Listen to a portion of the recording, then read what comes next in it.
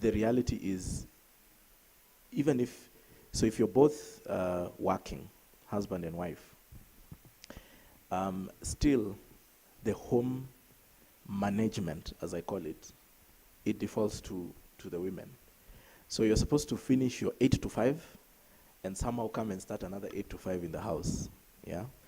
So there needs to be support. And I want to encourage the men in the room, please, be kind to the ladies. Because you come home and you find someone is tired and stressed, and then they are also being stressed at home. So that's just the reality. So I'm not going to say I'm perfect, but we try and manage the house better. If you see somebody is stressed, you try and relieve as much as you can. So the reality is there will never be 100% balance. It's just integrating bits and pieces. If you're able to, I guess I'm lucky with the current job, we work mostly off the laptop and that kind of thing. So you can work from home morning hours to spend more time with people, or come home and continue your work in the house, fine. Again, it will not work for, majority of you might end up in clinical, so that is not practical.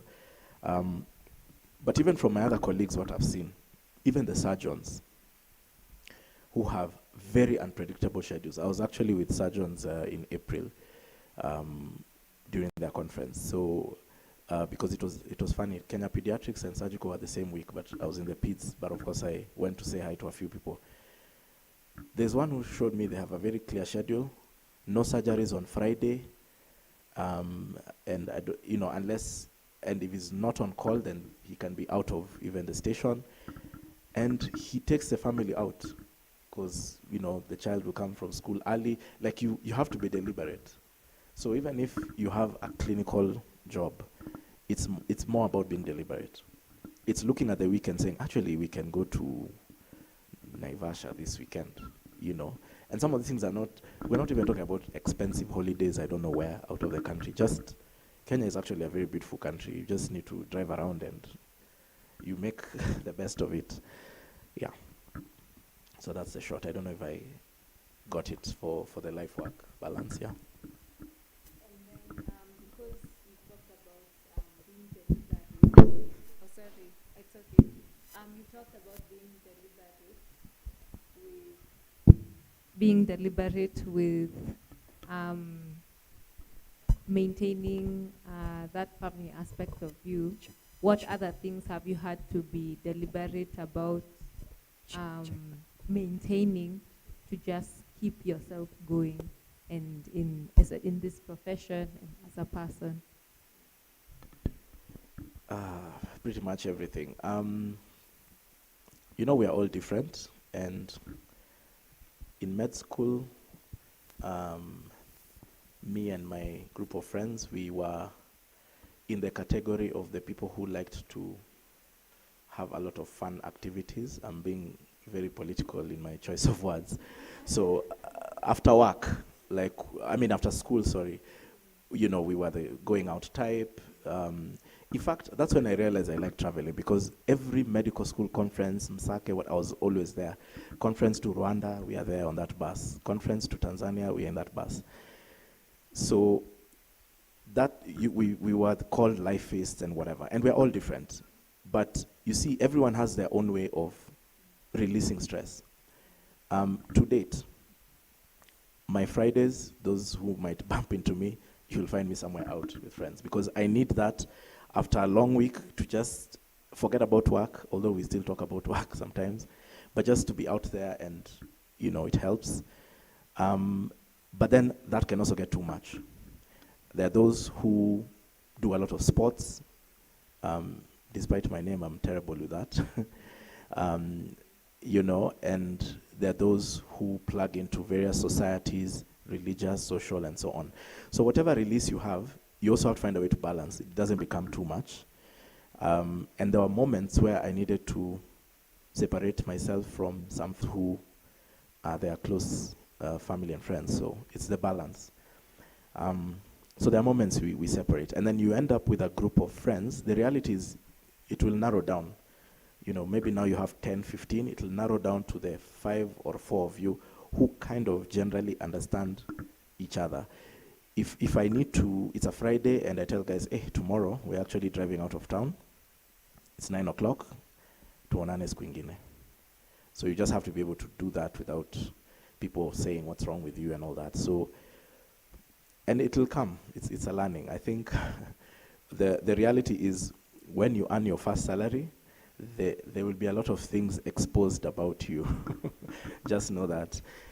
Because you know, first you'll have waited very long, 6 years plus 1 is 7, and then it will come. Hopefully it will come well. It comes as a lump sum. That first weekend, you will see the true colors of everyone.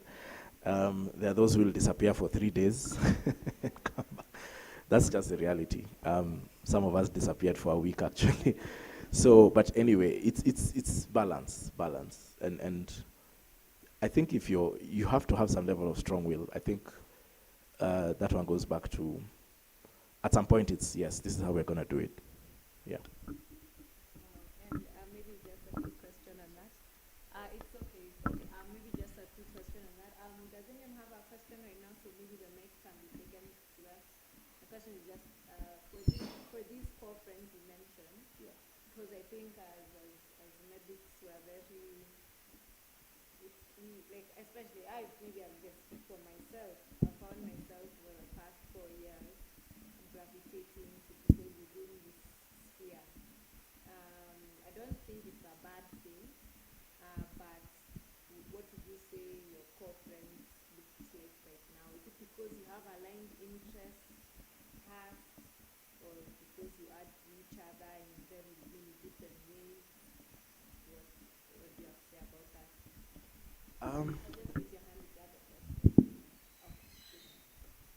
So I think I'll take that. So the reality is core friends will be 60-70% medical field, even now. Maybe for me, I've tried to be deliberate to have, even within medicine, diversity.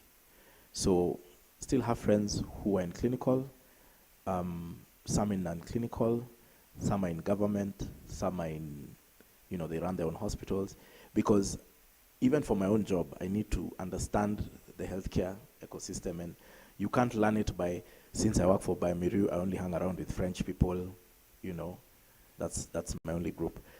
But you try to have also 1 or 2, and this is very important for medics.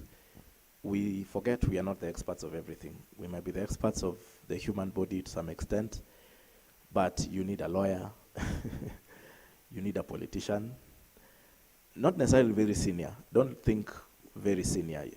You need, everybody needs a policeman friend.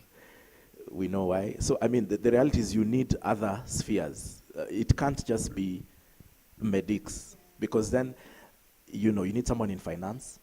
Yeah, because the first day I saw cryptocurrency, blockchain, I was like, what is this? So I reach out to the right person. Even them, they're also kind of learning, but they're better than me. And being willing to say, I don't know.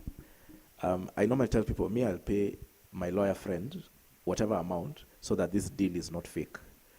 Because like there's a piece of property I was buying somewhere, and then I just asked a few questions and I felt very happy. Then I went to my lawyer friend.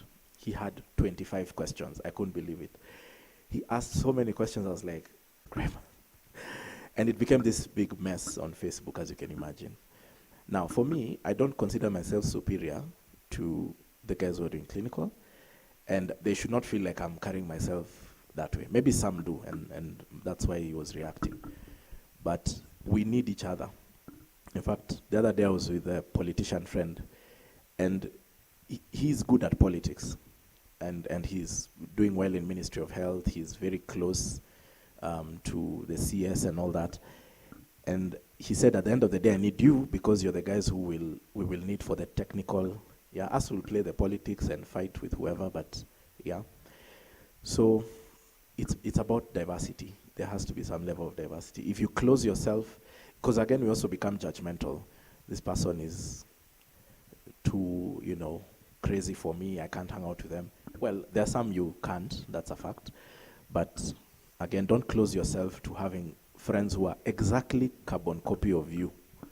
Then you end up with limited diversity, you're not even feeding off each other. You're not learning about what's happening. Yeah. Hope that.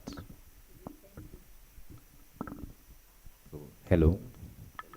My name is Nathan Kamenchu, and I'm actually here from, I'm doing my bachelor's in pharmacy. So, hello everyone. See you, Mapani. Yeah, that's good. Yeah, well done. Well done. So, I've particularly enjoyed your talk and the conversation we've had because you have a lot of experience in the pharmaceutical side of things and diagnostics. So, I've liked that. So, my question is, when you mentioned, I think I've also listened to a lot of people from, I don't know if they are your age mates, but people who are posted at around the same time and seem to have been taken to heads of district, even in pharmacy, where you head of district or head of a hospital, and you've since left that field. But can you, I'd like to mention a bit how the experience was being the head of a district as straight from internship, the change from what you see now, maybe in the same hospital, you at the time, have things changed during the time that you, since from then to now? Secondly, well, I've still not understood what exactly your post is, or any of the roles that you've served. And I think that's okay because sometimes it's okay to chart your path and Silas Mokana an easily definable role.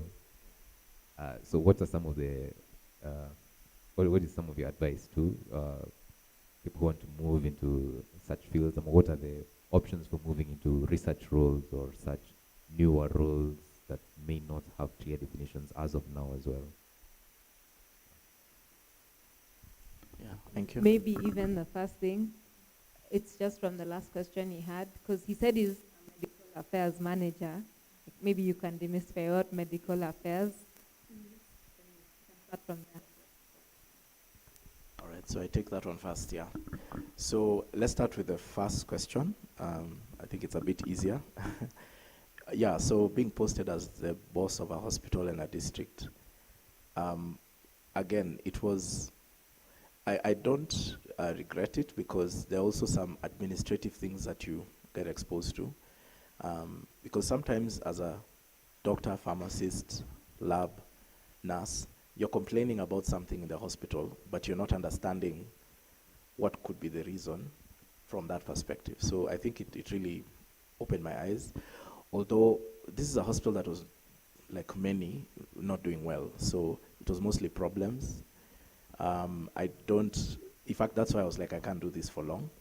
Because it appeared that for you to settle down, you just needed to accept status quo, accept that the lab will never have anything, the pharmacy will never have anything. Let me just go for those meetings and per diems. You know, the person in charge of lab is running a private lab outside. You know, that was the status quo. So I could have accepted that, and then I'm sort of like the king of that and nothing changes. But for me, I was like, this can't be my job. Yeah, because I remember doing the ward round once, and then, you know, you feel that the patient needs certain tests. The lab can only do, I remember this very clearly, they could only do hemoglobin, urinalysis, and TB.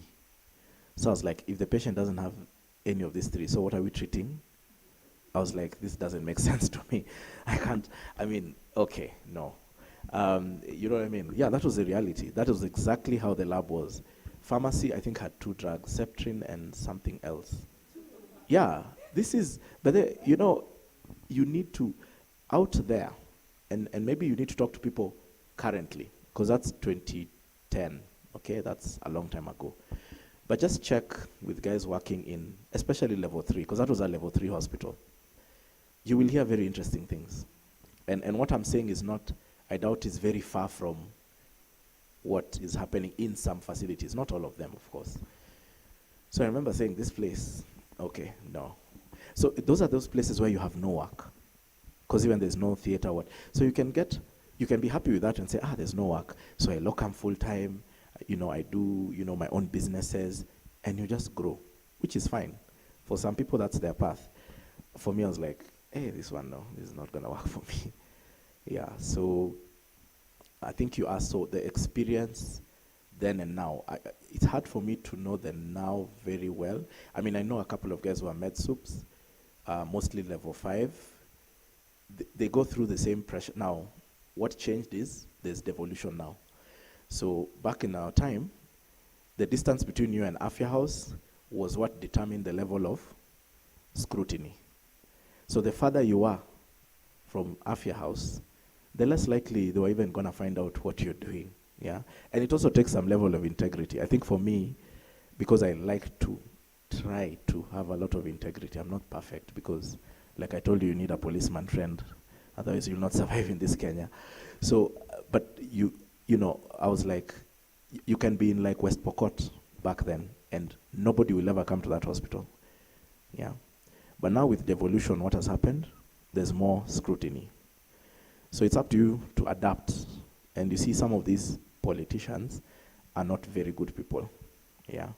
Some can be reasonable, some can understand and you can have a conversation, but most of them it's like, even if they don't see the doctor for 2 minutes, they raise hell, and yet maybe you are genuinely doing something. So I don't know if I've tackled the first one well before I go to the second one. Or is there a specific thing you want me to, you can still ask, it's okay. On the first one. Oh, okay, so what I was trying to get at is how you think the health systems. I'm assuming, okay, right now you are working still in health systems, but from a different aspect, from a different angle. I hear you from what I've gotten from your story that you still do a lot of CMEs, but as a trainer at the moment. Yeah. You're still visiting hospitals. Now, in that experience, do you think anything has changed in any aspect of the healthcare delivery from your efforts, right? Because sometimes dependence on, say, the government or politicians, as you've said, may not lead to the best results. But from now your different angle, do you see any progress or any change towards better health outcomes? Yeah. Okay, thanks. That's good because it now builds to the second question. So maybe I'll start by explaining my job description, which is never easy to explain. And I don't know how much time we have because it needs a bit of 10, 15. Okay. So to answer that question, if you permit me, I want to do a little bit of history so that there's clarity as to where medical fits in. So a typical pharmaceutical company, as you all know, has a sales team. Yeah, those are the people, the med reps, marketing and all that. So for the longest time, they were the ones driving the conversation globally. Yeah. But in the US and parts of Europe, they started to have a lot of pressure to separate sales activities from scientific or medical activities, if I can call them that. So this pressure was coming from your regulators, like the FDA, for example. So over time, it picked up more in the West, but in developing countries like ours, took a bit of time. Yeah. And traditionally, there is medical in every company, especially from the research and development, because at the end of the day, to develop a new drug, there's science, there's research, and usually those are medical teams. But we don't have much research and development like in Africa, so you don't see those people. So the reason why medical came in was to try and also, as I mentioned, just to separate. Yeah. Now, it's not very easy to separate because if I'm meeting a doctor from Novartis, I'm the medical science liaison, and then there's a med rep, the conversations can overlap. But there's ownership. So like number one, any research activity is owned by medical. So if you find some of the pharmaceutical companies engaged in research projects or research grants, that's fully medical. And I think that one you get, right? So if there's a research project that Novartis is doing, locally, there's medical team. Secondly, there's the training of the sales reps. Now, sales reps are there's a lot of variation, right? There are those who have a science background. Maybe they did biochemistry, they are farm techs, even pharmacists.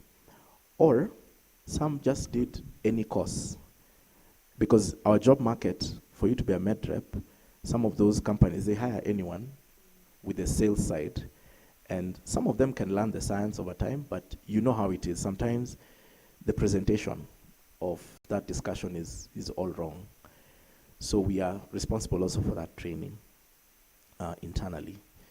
And then data communication, which is probably what I was now alluding to with CMEs and symposia,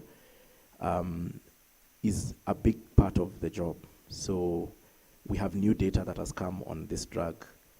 The medical presentation, depending on, so we also sit in the company and decide, in this CME, are we trying to focus on a medical objective or a commercial objective? Of course, at the end of the day, we want the commercial objective because that's what pays all our salaries. But sometimes you need to start the discussion on managing resistant diabetes as a conversation, get the insights, because also those insights will help the company understand, for you to launch this new diabetes drug, you need to take into account that in our country, we don't have A, B, C, D. So we need to fix this fast, yeah? And then lastly, if a drug is not registered, commercial people are not allowed to talk about it.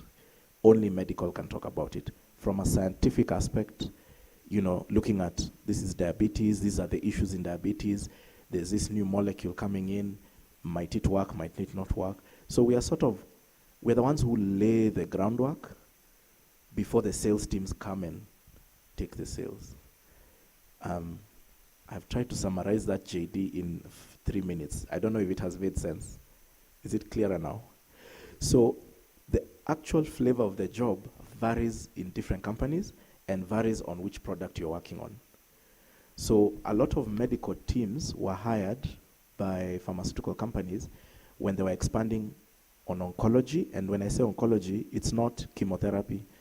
It's those drugs that end with MAB and NIB, if you remember. Because there, even for the med rep, you first have to go through some long, this receptor is, attaches to this, you know what I'm talking about. So even if you just leave the med rep to do it, even for them, they'll be swimming in the deep end, yeah? So you come in from that perspective.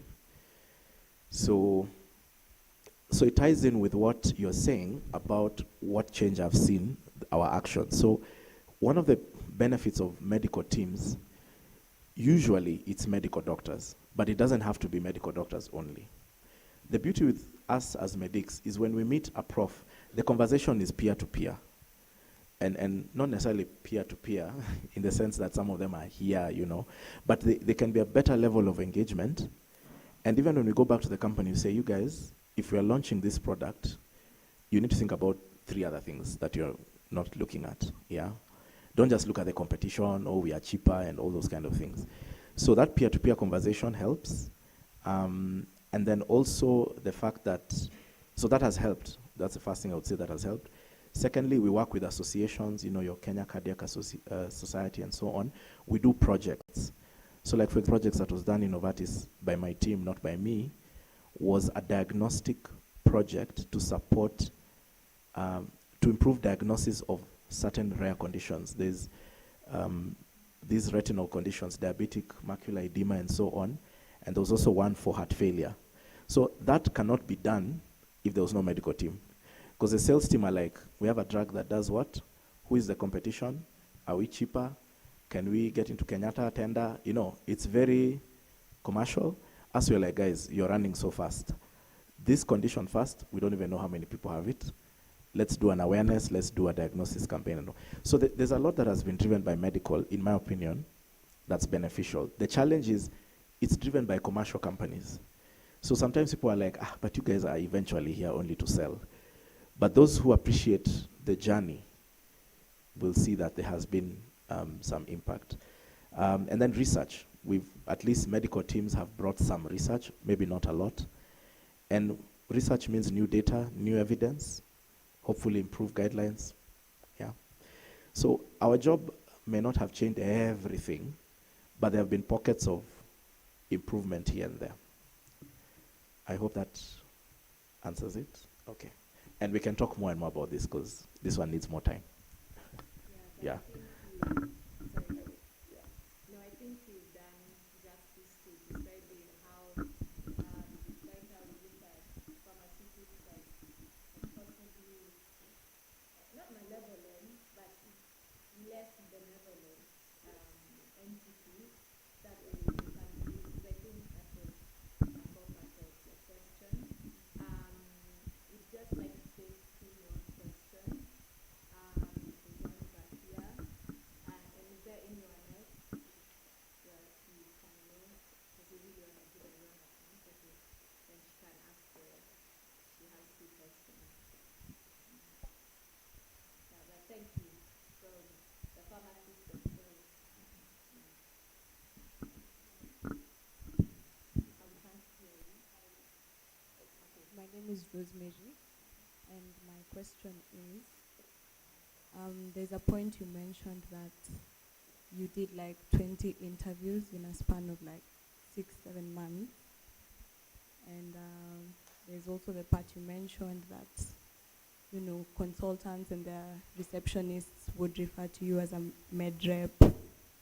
And I remember when Dr. Hueda was here, she also mentioned that at a point in her career, she worked as a data clerk. So my question is, what is this that drives you to keep going when people are referring to you as a med rep? What is this that keeps you, you know, that makes you agree to go for the 18th interview and anticipate a 19th one when all the others haven't worked out? And is there a point it gets overwhelming, and how do you deal with it? So I can take that? Yeah. So actually a correction. I had 20 applications because I counted them the other day, because some are on LinkedIn, in the 2018 period when I was trying to transition. I think about 5 of them became actual interviews. So already you can even see 15, you don't even meet the cut. So it's actually worse. Yeah, so, but to your question, actually, when I was still at Olenguruone as just after internship, I remembered I probably did at least 10 research interviews. Can't remember because it's a long time ago. There was Kemri, there was what. And that was when I really felt low because I'm working in this place that I don't want to work in. And I'm doing these interviews. I really want research. It's not coming.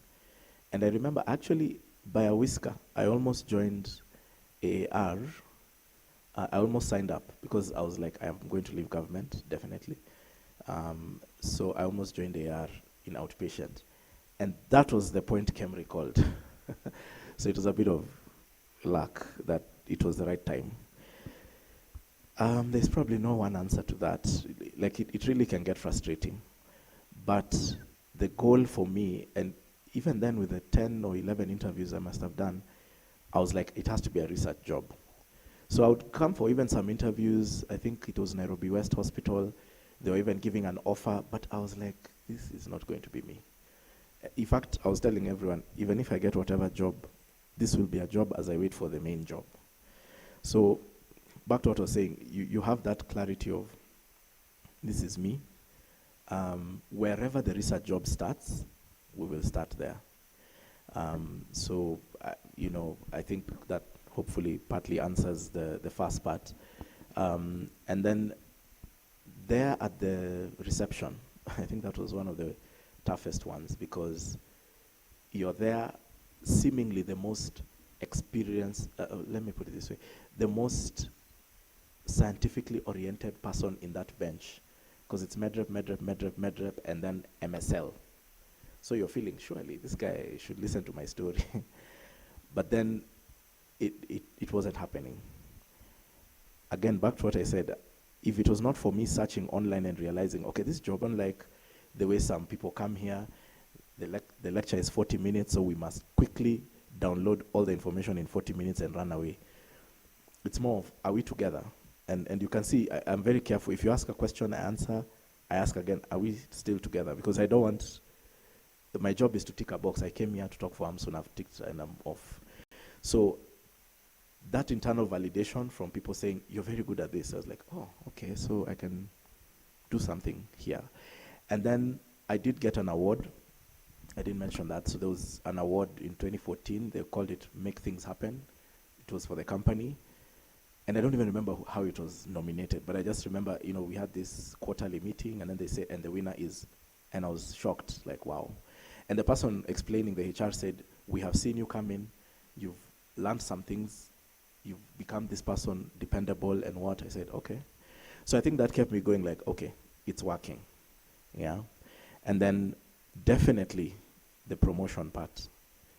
Because in any job, if you get a promotion, we won't go into the details about how promotions can happen. That can become political. But the point is, there's validation that, okay, you're doing something. So there also has to be some encouragement. I think for Huwaida, because I've interacted with her briefly, she did that data clerk thing for a short time, then somebody noticed that she can do more and more responsibilities were given to her. So I'm sure she said, okay, this is going somewhere. Even if we use a clinical example, the first time you'll do a CS, which might be during internship, depending on who is supervising you, if they actually give you validation and say, actually, that was nice, that is the only way you will continue doing CSs. Otherwise, you'll be like, okay, this thing is not for me. There has to be validation. It could be family, and that's why it's important our parents are the ones who are our biggest cheerleaders. They're the ones who say you can do it, even when they see you're struggling. And because they have to be, no one else might be, It could be internal in the company, it could be someone external saying, I really liked what you did the other day. I think it boils down to that validation, yeah. I hope I have answered your question in the interest of, because I was looking at time and I'm like, okay.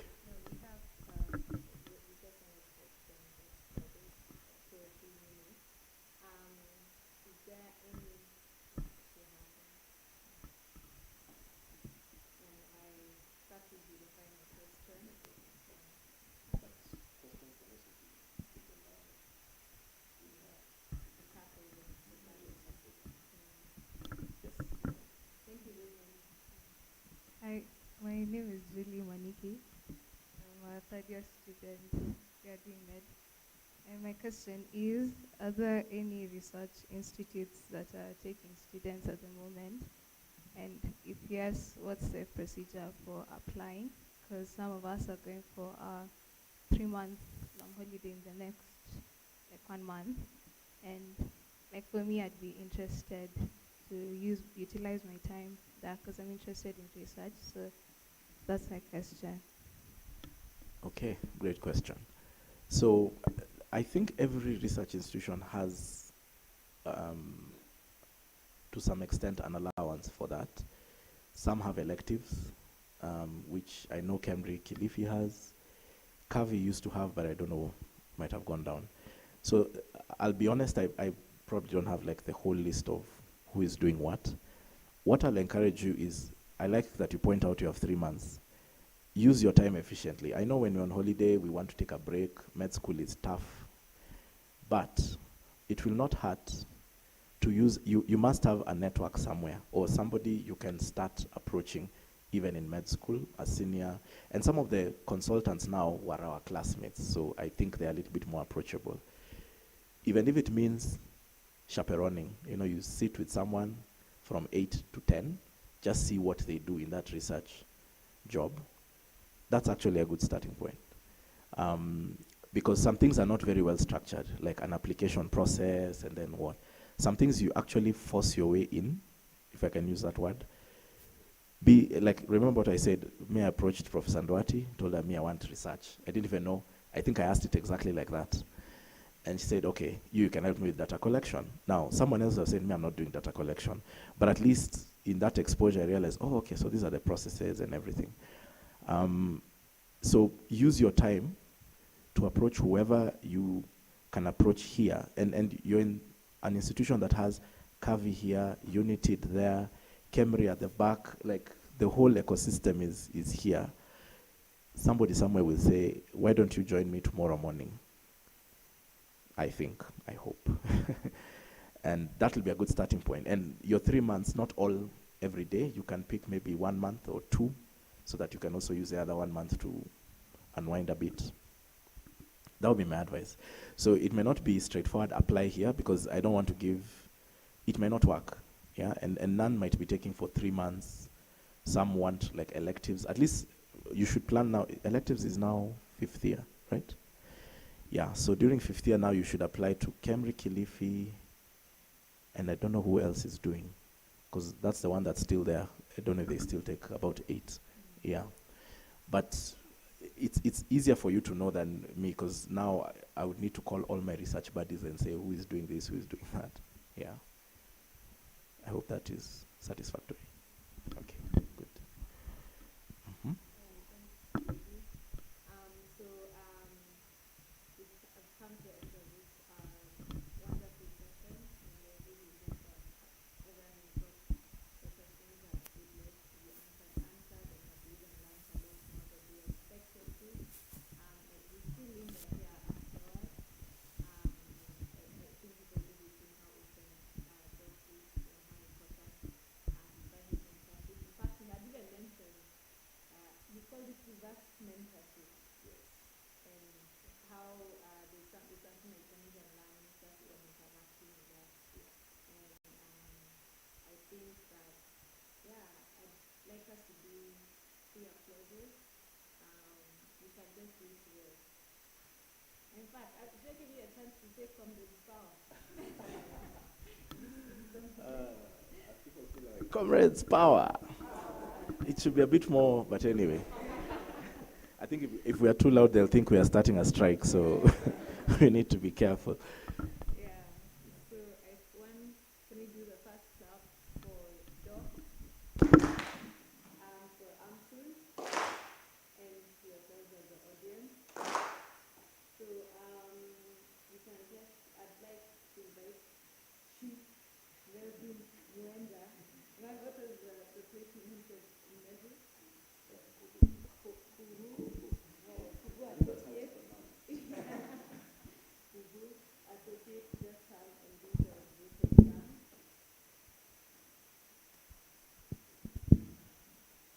Thank you. Thank you very much. I think I'd like to invite Best first to appreciate the speaker.